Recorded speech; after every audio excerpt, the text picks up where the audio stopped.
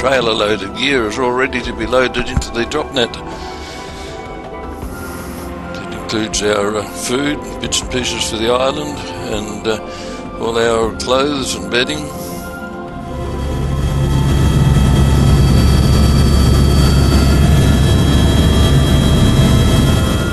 Up and away.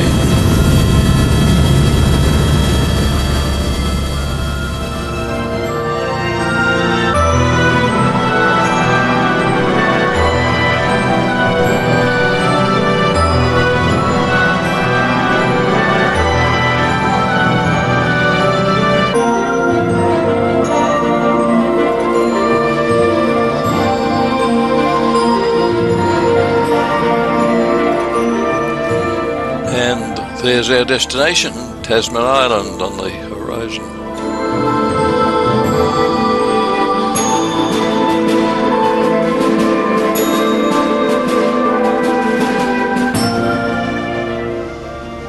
Across Maingon Bay.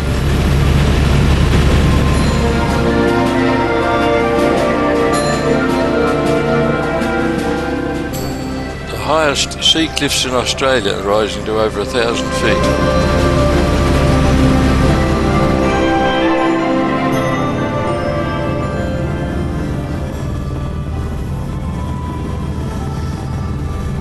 And a glimpse of Quarters 3, our home for the next few days,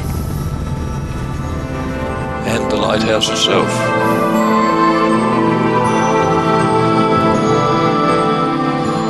After a most enjoyable but all too short 10-minute flight, we're on the ground at Tasman, unload our backpacks, which included the actual radio itself, and the chopper takes off again, heading back for Safety Cove to pick up the drop net, back our gear.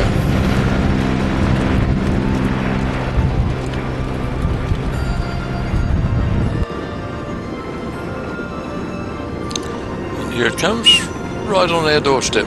We had to stay in the veranda to be clear of the chopper. So. Unpacked all the gear out of the box.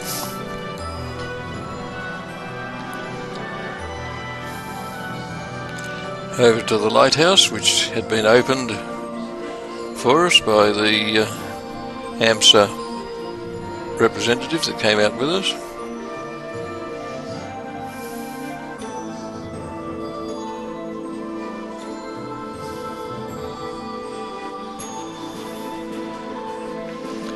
Up into the tower to rig one end of the HF antenna. This is the first floor of about 3 or 4 floors.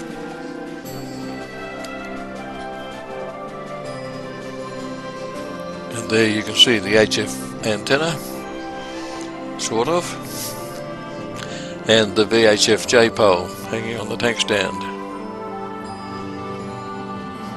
This is the gear we had out there in 1969, a little bit different to the equipment we had the use of this year.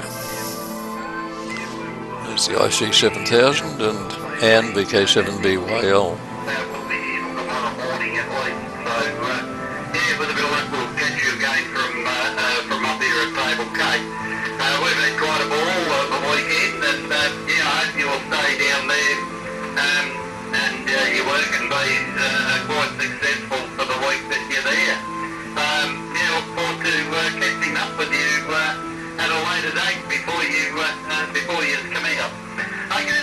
In just a few hours we made 92 contacts in all, including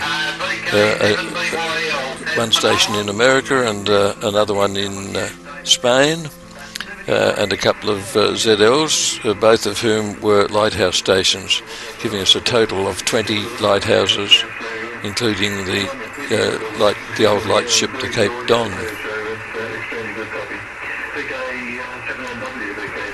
One of the muttonbird rookeries. And the first step here is a big one, about 800 feet in fact.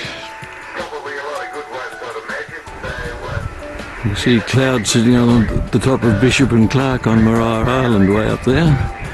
And in the foreground, of course, Cape Pillar and the Blade. Around here towards Maitland Bay.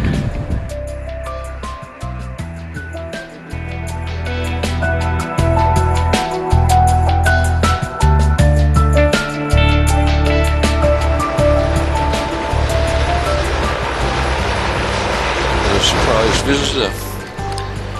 A big bird dropped out of the sky, shone its searchlight around the island, landed on the helipad.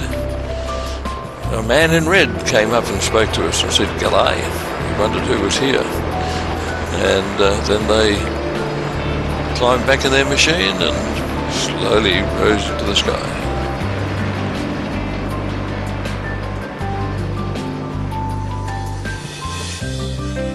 It was, of course, the Westpac rescue chopper.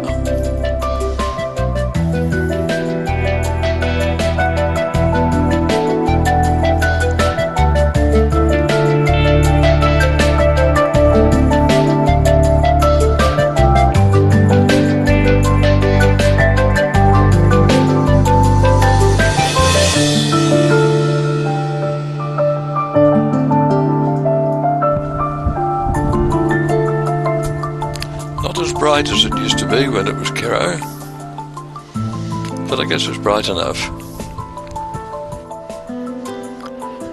This is the haulage way as it was in 1969 with John Davis, the relief keeper, on the controls. And there's our Fiat tractor. We used to haul the briquettes and everything else around the island on.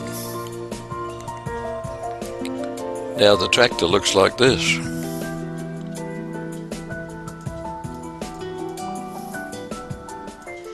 And the haulage way looks like that.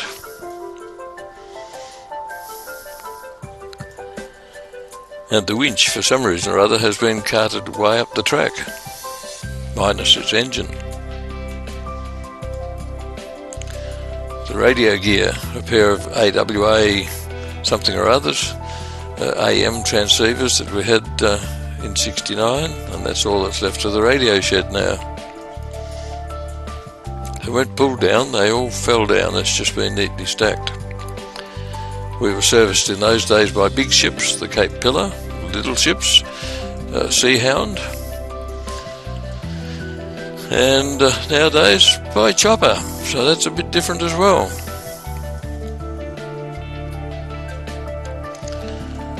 The Light weighed several tons and floated in mercury in '69.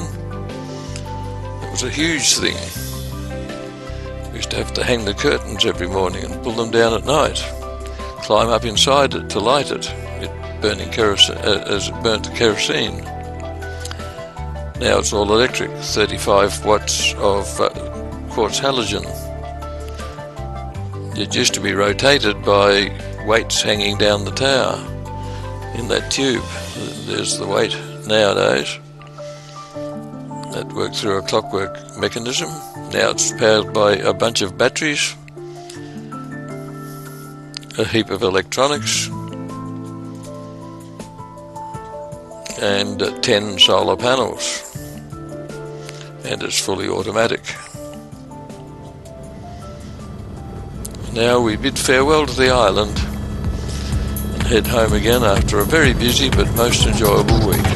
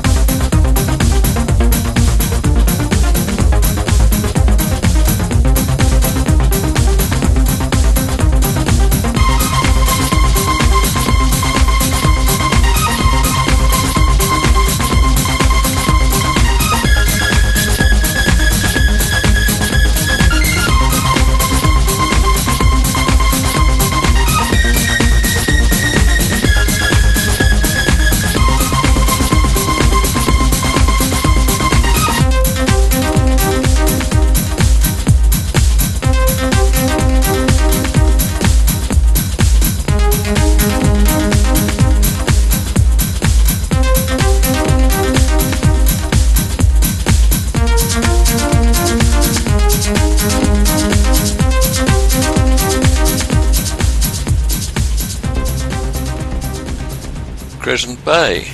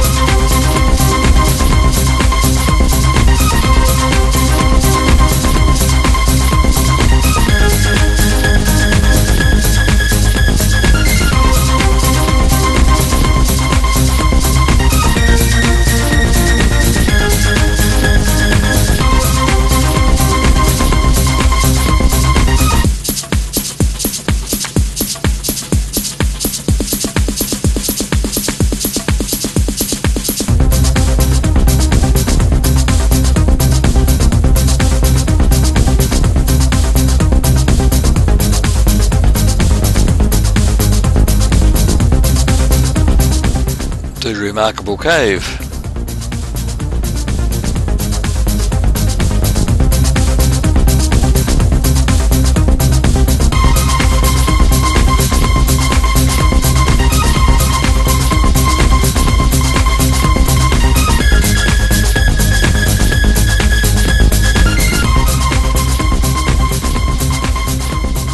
And we descend back into the paddock from which we left in Safety Cove.